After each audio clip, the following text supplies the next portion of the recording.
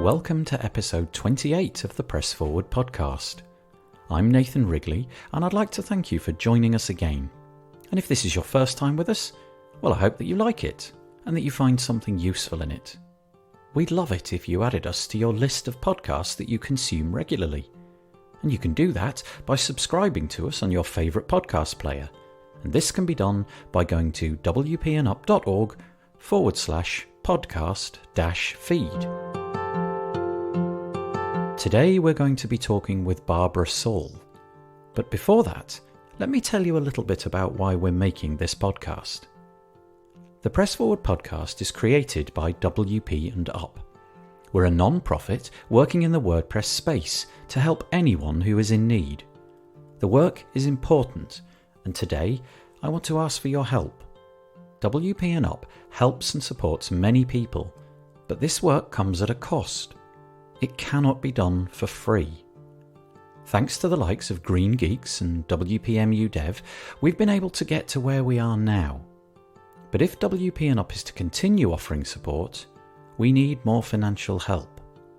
You can head to wpnup.org/nevergiveup to find out more about exactly what an organisation like WP&Up costs to maintain, and it's quite enlightening. From there, you might like to head to wpnup.org/donate and donate something yourself. It doesn't need to be a lot. Just a few dollars will help to provide phone support or to keep our online support communities open. So please assist us so that we can continue to support our wonderful WordPress community. Those URLs again, wpnup.org/nevergiveup and wpnup.org/donate. Thank you very much. The Press Forward podcast is brought to you today by GreenGeeks. GreenGeeks offers an awesome managed web hosting platform that's built for speed, security, and scalability whilst being environmentally friendly. Enjoy a better web hosting experience for your WordPress website, backed by 24/7 expert support. And we thank GreenGeeks for helping us to put on the Press Forward podcast. Today we hear from Barbara Saul. She's been working with WordPress for quite a while and recently has thrown herself into the wider WordPress community. We talk about how she started to use WordPress to build her client websites and how this kindled in her a desire to meet other people doing the same work as her. She was a little nervous about her level of knowledge, but after her first WordPress event, she came to understand that the people were very welcoming. Fast forward just a little while, and Barbara has become a linchpin of WordCamp London. She explains about what it takes to put on one of the largest WordCamps, how much organisation is required, and how it's all done, how people can get involved themselves, should they wish to. Towards the end of the podcast, we talk about her involvement with WP&Up. She's writing content about the WP&Up mission, helpful content, which I would urge you to consume. She's deeply passionate about the work that WP&Up is doing, but is also realistic about the need to raise money to keep it going. And so, without further ado, here's Barbara Saul. Hello, I'm Barbara Saul. I live in or near to Maidstone in Kent, although I'm from the West Country originally, which this recording may or may not pick up. I remember my accent suddenly discovering it when I first talked at WordCamp Brighton through the microphone. And I said, hello, Brighton. And immediately there was my accent. And I said, oh, there it is, which was a bit weird. But anyway, I'm a strange speaker and MC, it turns out. I'm 55 at the moment. And although I don't feel it, and age is a bit weird, I've worked with WordPress for, over 10 years now. Having started making websites at the turn of the century. I always like throwing turn of the century into any introduction because I've been around a long time, having done IT support before then and had to stop work. So I just bought myself a little laptop, beautiful little Sony Vaio that I still have. It doesn't work, but anyway, it still looks beautiful. And a copy of Dreamweaver and Fireworks, and started making websites because I thought if necessary, I can do that from bed. because I'm disabled, and that's just gently got worse and worse over the years. So now I actually do work from bed most of the time, but that's fine. I can still get up and about, so that's great. I'm always interested to hear how people who are deeply immersed in the WordPress community got to that point. Why spend so much time with WordPress and the people who have gathered around it? How did they get started? What turned their interest from using the WordPress software into wishing to meet other people who are also using it? You could quite easily be a WordPress user and never meet another person who shares that interest. Each story's a little different and well worth listening to. I think then back 10 years ago, it was for blogging mostly, and people had only really just started using it for websites. And I I started off using it for blogs and doing collaborative blogs with people, and then realized, hang on a minute, a page is just a page. Why don't we actually, start using it for these websites?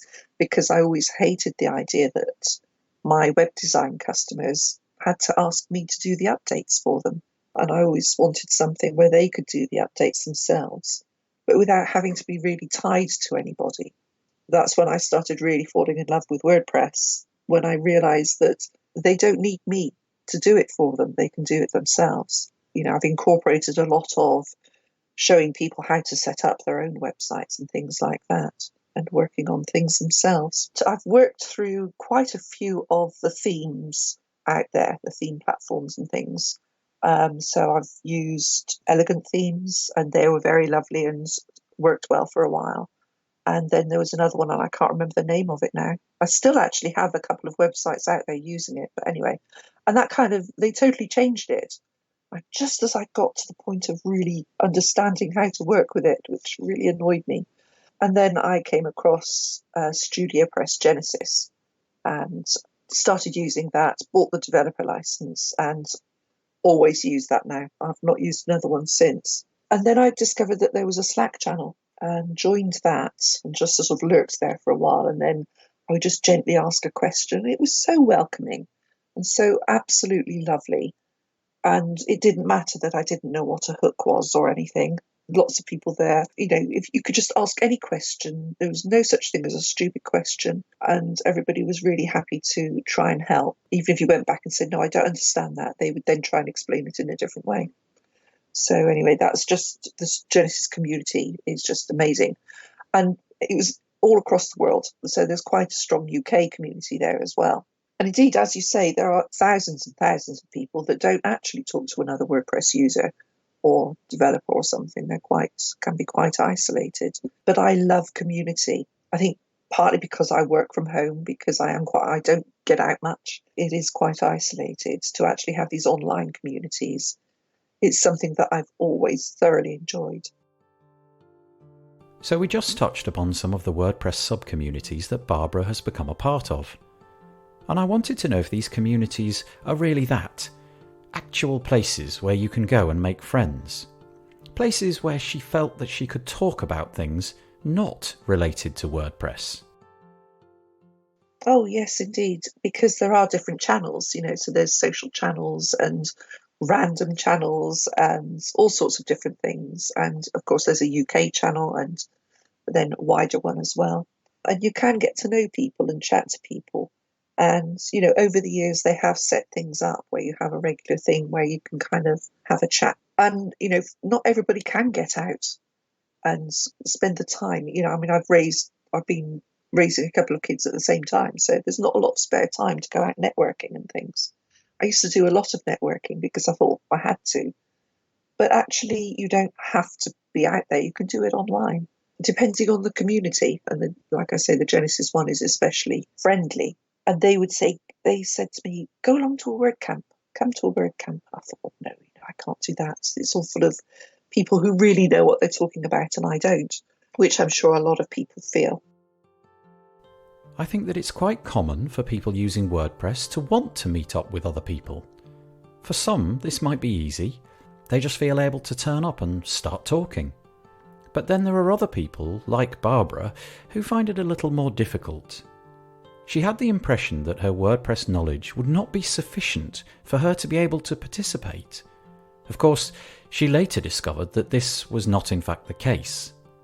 But I asked her how she managed to overcome that imposter syndrome and get herself along to those initial events. Well, I think a few of them, Joe especially, and Gary Jones, who's, was very active in the UK Genesis community and beyond, of course, said, well, do come along to a WordCamp. And I thought, well, how can I go along and feel like I kind of am allowed to be there? And I thought, well, if I volunteer, then I've got a purpose, I've got a reason to be there, and I can go along and be friendly and helpful and do all the things that I love doing. And that's what I'm supposed to be doing. So I thought, yes, I can do that. So that's what I did. So in 2016, I went along to WordCamp London as a volunteer and ended up on the reception quite a bit, which I thoroughly enjoyed. When I was a teenager, which was back in the 70s, pre-proper feminism, as I like to think, my dream was to be, or one of my dreams for a while was to be a hotel receptionist, which was about as far as some of us girls imagined we might get, which is quite ridiculous now, and younger women will scoff at me for that. But anyway, I don't care. So there I was, sat welcoming people to the WordCamp and saying hello, and I realised, oh God, I'm actually doing what I thought I would be doing in my teens, and being a receptionist of sorts. But I loved it. I thoroughly enjoyed it. Just being friendly and welcoming people, helping out. I didn't go to many of the talks because, most of them were some stuff that any developer stuff, I wouldn't know what they were talking about really. Although I have since found that some of them I was actually timekeeper. I would be the timekeeper on a couple of talks, and found that you still learn something, you still pick something up from most of the talks you go to. But that was absolutely great, and I thought, actually, this is fine. People are thinking, what are you doing here? The WordPress community is such that everybody is welcome. It is an especially wonderful and welcoming community, and I kind of just threw myself into it. So Barbara had a very positive experience volunteering at her first WordCamp, and she's since gone on to help out at many more. She's got a great understanding of what it takes to put on a large WordCamp. Well, we've talked about WordCamps many times before on this podcast, but we've never really talked about what positions there are available to those who wish to attend as a volunteer. Well, I can tell you all about those because the following year, Jenny Wong actually said, would you like to be part of the organising team next year? Yes, I was sort of very excited about that, and I was so chuffed to be asked and so happy. And I led the volunteers. So I thought, goodness, I get to look after the volunteers, which absolutely thrilled me to bits.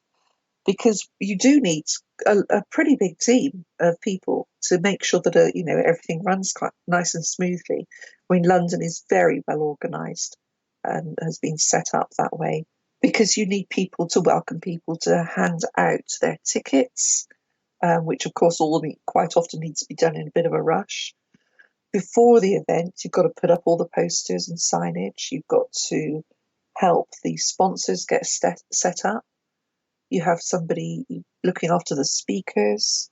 Then you've got the lunch monitors, make sure everything moves smoothly there. Goodness, in the room you have the mic runners and timekeepers and the MCs, of course, as well, although they're more speakers but also volunteers. Let me see what else. Goodness. Somebody has to sit in the green room at all times to make sure that that's safe, secure. That's where the speakers go, and it's a space where the speakers can go and sit and chill and prepare themselves, ready for going out and speaking, because it's nice to have a quiet moment before and after a talk as well. So to have a space for that. Some WordCamps, like WordCamp London, which Barbara has been involved with, are really large events. They require a lot of volunteers. When you attend, though, it's all very well managed and very well run. It feels very professional. Events like these take weeks and weeks of planning. So I wondered if there were any people who are paid to give up so much of their time. Totally volunteer run. Nobody is paid. Some people, if they work for a larger agency, their agency may give them time to work on the WordCamp. But something that certainly this year, when I was co-lead with Dan Maybe, we're both running small businesses ourselves. We're self-employed. So we're actually just giving our time. We're absolutely raving mad. And previous organisers have said, how can you do that if you're not being paid, basically? But we wanted to do it. So it's something, we feel quite strongly we want to give back. And we enjoy it. It's a great feeling to actually bring everything together and continue certainly something like WordCamp London, which is quite an amazing WordCamp, and actually build on it and keep honing it, keep polishing it, and making it the best it can be. So, although there are many volunteers helping out at a WordCamp, the event itself cannot have no cost attached to it. There's the venue, the tickets, the heating, the meals, the after party. All of this needs to be paid for. So, where does that money come from?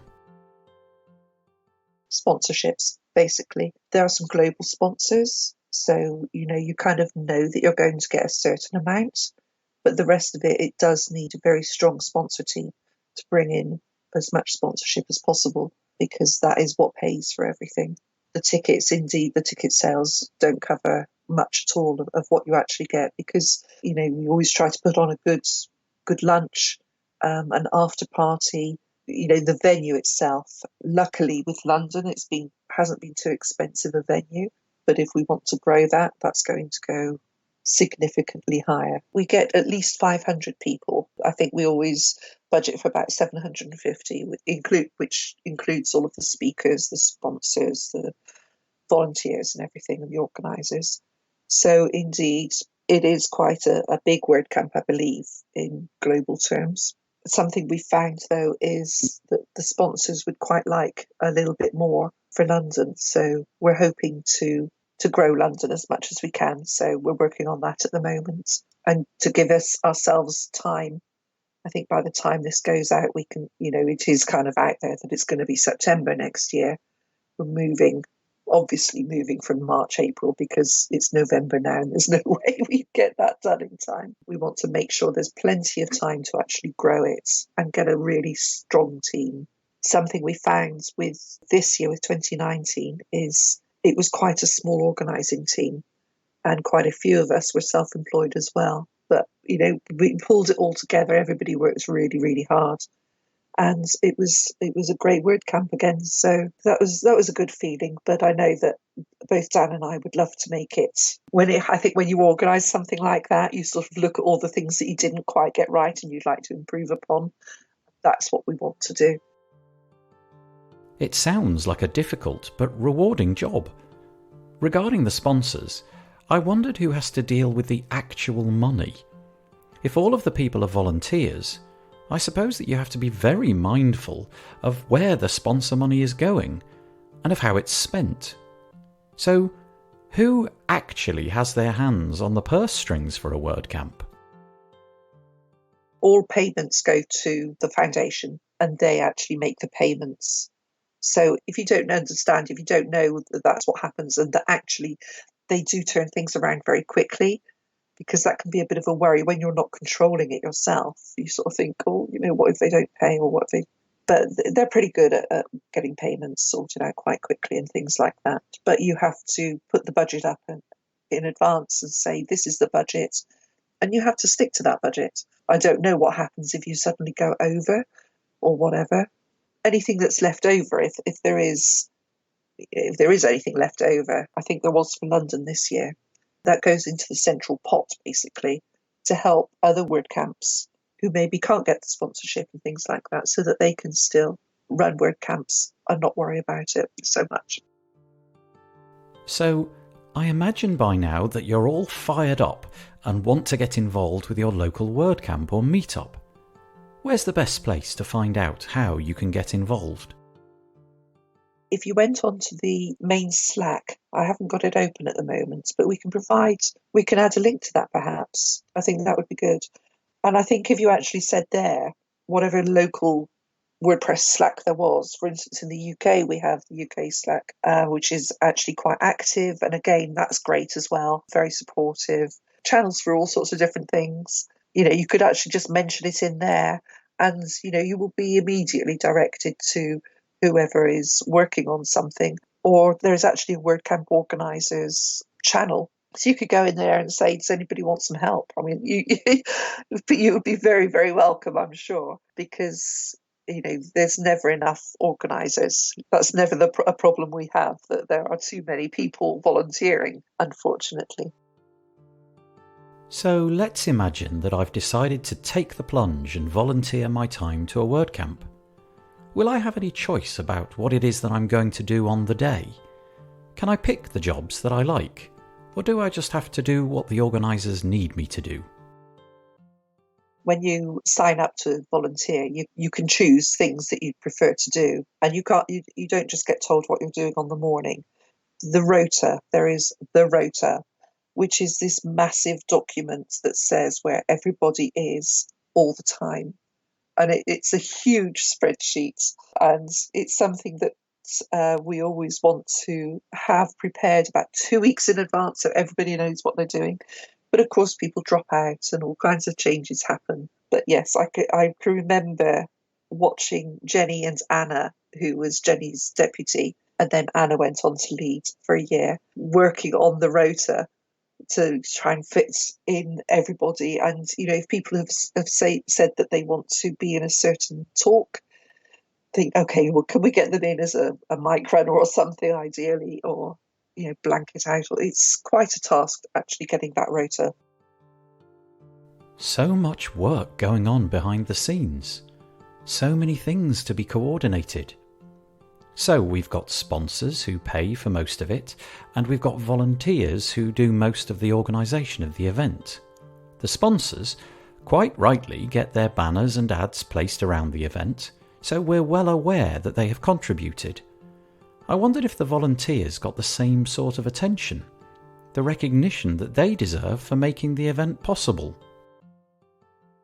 I'll take that on board a bit, actually, because yes, I agree with you. I mean, absolutely, we have to have the sponsors to pay for everything, and there's no way it would happen without them. But also, it wouldn't happen without all those volunteers as well, especially something on the scale of London that really does need to be organised quite thoroughly and well. And it just wouldn't be anything like as great as it was if it wasn't for the volunteers that turn up. After the event is over, I suspect that most of the attendees leave and all the volunteers scurry about, taking down all of the signage and return the building to the state that it was in when they arrived. Then it's all over. It's done. Is that a good feeling? Perhaps it's a range of emotions. Happiness, melancholic. Well, no, it's not melancholic, really. I don't find that anyway. It's sort of like, how quickly can we get to the pub to have a pint? I mean, I don't know. I don't drink very much, but I did this year. I actually went to the pub afterwards. I was determined that I was going to do that because it's part of it, sort of everybody saying, yeah, that was actually great. And, it just kind of you just sit there with a big smile on your face thinking, yes, we did that. And it seems as though everybody's had a brilliant time. And you think, oh, wow, that was really wonderful. And you do just enjoy the glow of that. And you feel a little bit empowered to do a bit more, or I do anyway, the post-WordCamp glow, as I call it. It just is wonderful, and you feel you can do anything. And you know that this community is all, they all love you and all this kind of thing, and had a great time. So I love it. I absolutely adore WordCamps and come away feeling very, I don't know, I just feel energised from a WordCamp. And I know that other people do as well, so not just me being weird. Barbara sounds like the perfect advert for WordCamps. She enjoys them and finds that they enrich her life. She gets to meet a whole raft of new people. I'm guessing that many of them are now her friends, almost like her family. Absolutely, definitely. People from the Studio Press days who, we're now friends on Facebook, although I've started adding more people on Facebook. I tend to keep Facebook for friends, not as, just another platform. But I do find myself adding more and more individuals. I can remember with my first, back in 2016, the Contributor Day, and I really didn't feel like I had anything to contribute. but there was a community table, and I thought, well, that's obviously for me. And I thought I could set up a WordPress group in Maidstone, which hasn't really happened, unfortunately. But anyway, I gave it a go. But anyway, at the table, there were just some Italians. And I love Italy and I love the language and everything. So I went and joined them. And there was Francesca Marano and Steph Matana and Franz Vituli. And I consider them friends, especially Steph and Franz, because I've worked with them over the years. And, if I could just say quick congratulations to Steph and Franz for their baby, who's just been born. And, it's absolutely wonderful. It's part of the family. It really is, it does feel very familial. Anyway, yes, absolutely. Very good friends. I think the first year I worked with Dan, I wasn't too sure, but then we sort of got to know each other a bit with the co-leading. And it's like he's my kid brother, really. I absolutely adore him. And of course, now then he invited me to work on WP and Up as well. I love that person so much. I think it was in 2016 that Joe Waltham said we should have a creche.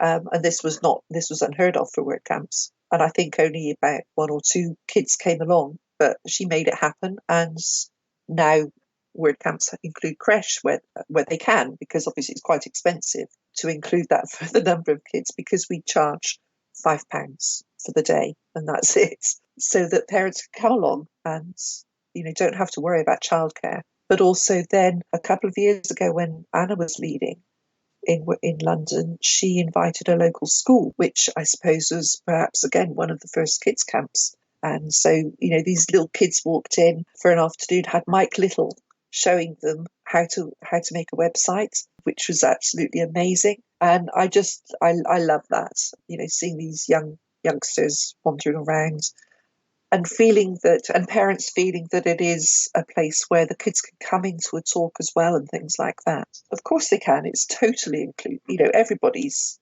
again, it's something about London has, started off, it's got to be fully accessible. So everybody can come no matter what. And we do. So that's why we make sure that it's physically accessible as possible, that children can come, that there is a room if you need to go and breastfeed somewhere, that there is a quiet room you can go and do that. And also this year we live streamed it as well. So actually putting it out there so you don't have to be there, or you can be outside of the room or something, which actually on a few of the talks was useful because there wasn't enough room for everybody. Barbara, as you may know, is also very much involved with what we're doing over at WP and Up. So I wanted to pivot and spend some time talking about that with her. Where did she first hear about WP and Up? I first heard about WP and Up, it must be over a year ago now, so summer, autumn in 2018, and Dan talking about it as we started working together for co-leading WordCamp London 2019. And I said, can I write some things? Can I be involved? Because the whole idea of looking after people and caring about each other and providing a resource where possible, where we can afford to, absolutely appeals to me. The WordPress community I have found to be so welcoming, and it's meant a lot to feel that. It's made a huge difference to me, to my working, to sort of have this channel there where I don't get that involved too often with everything, but it's there. And I know I could ask and I could pipe up and say help, and somebody would try and help. But then the whole mental well-being of everybody as well, it's such a big issue.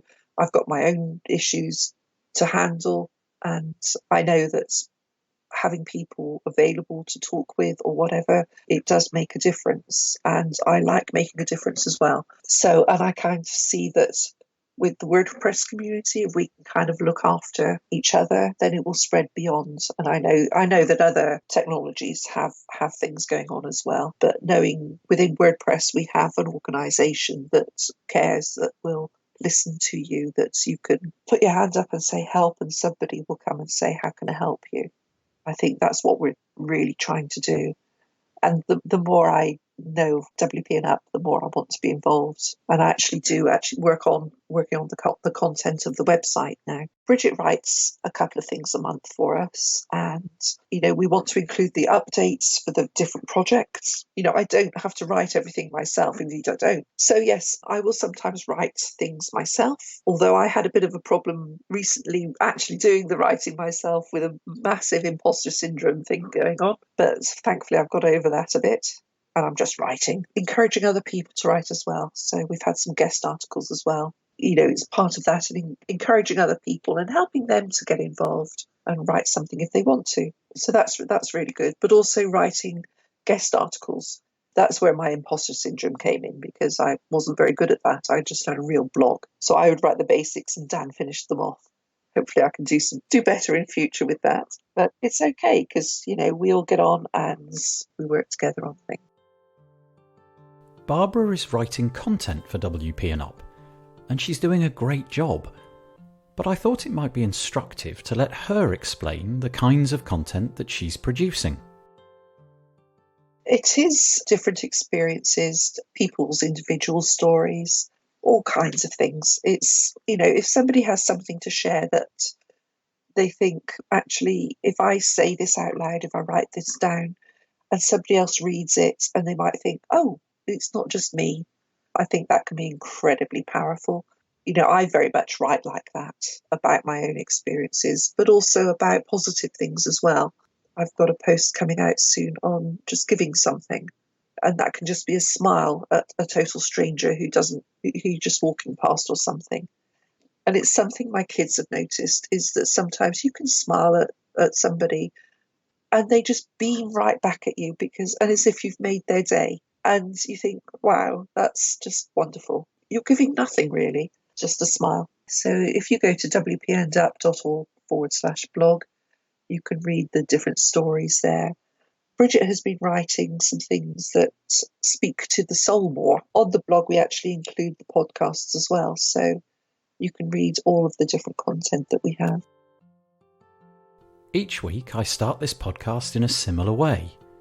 I tell you what WP and Up is about, what it's doing, and why it's important.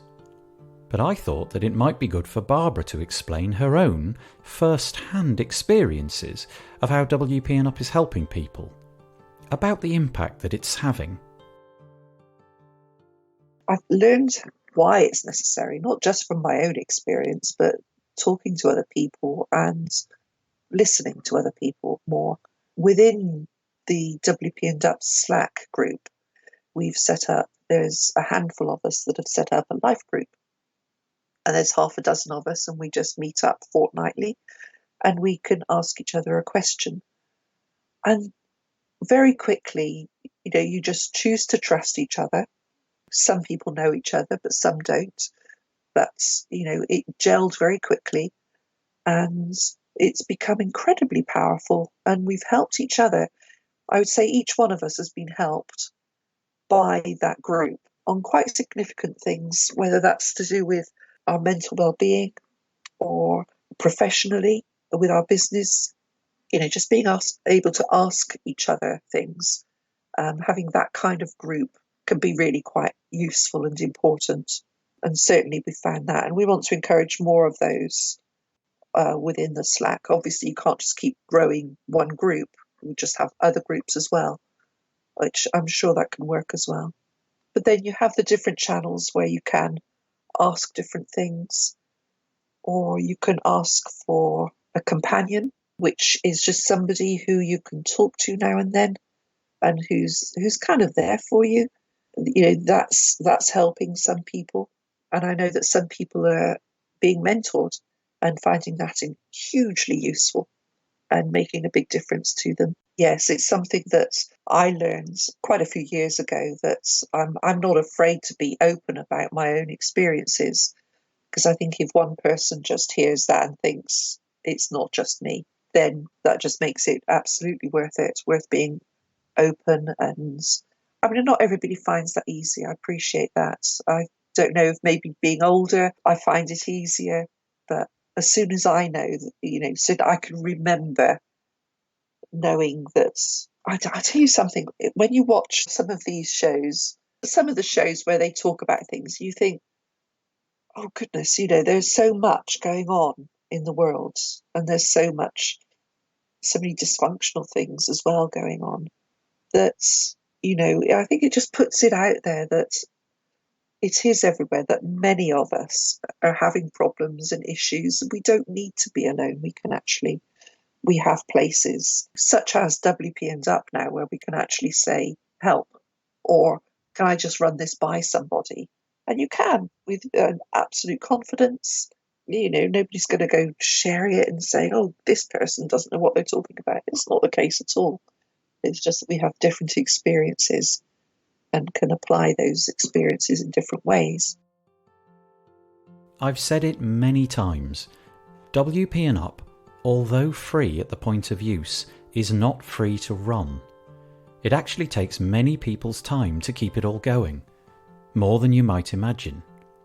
For that reason, we do need people to support WP and Up in order that it might continue its work.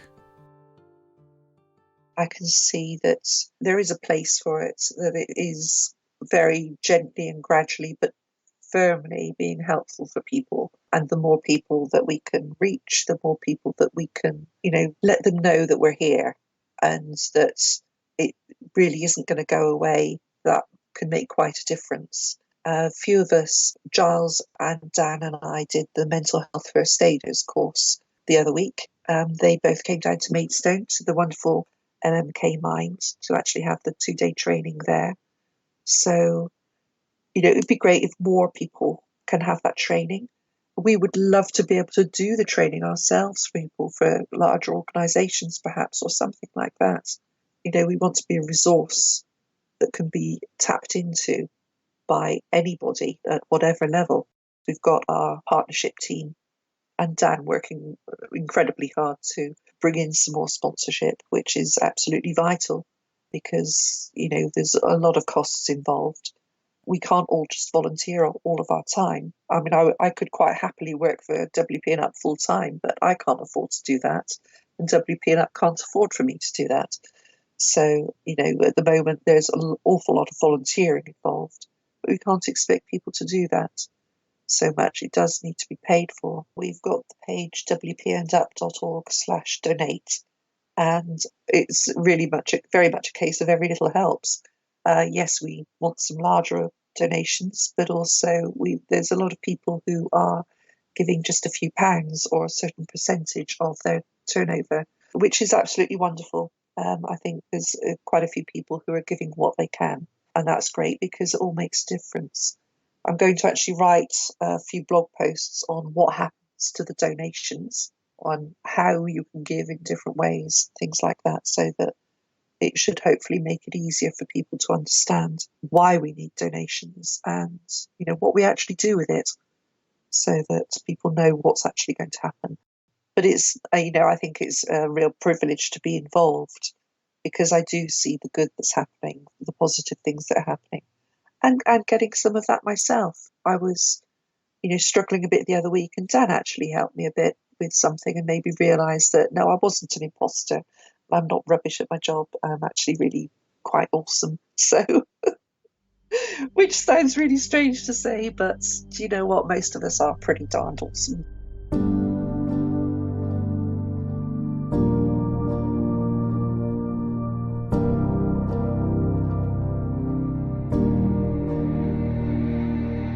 One of the purposes of the Press Forward podcast is to lift the lid on topics that don't get talked about enough, to allow people to share their stories so that other people might listen, and by listening they may gain an understanding that they're not alone. There are other people out there who have faced the same situation that you are facing. They have found a way through and can offer support to you on your journey. Maybe that person is already in your life, but they might not be. And that's what WP and Up is here for, to connect you with the support that you need. So, if you're able to, please help us so that we can continue to support the WordPress community. You can donate at wpandup.org/donate. The Press Forward podcast is brought to you today by GreenGeeks. GreenGeeks offers a specially engineered platform that gives WordPress users web hosting that is designed to be the fastest, most secure, and scalable hosting in multiple data centers. Their WordPress hosting makes deploying and managing WordPress websites easy with automatic one-click install, managed updates, real-time security protection, SSD RAID 10 storage arrays, Power Cacher, and expert support 24/7 to make for the best web hosting experience. And we thank GreenGeeks for their support of the Press Forward podcast.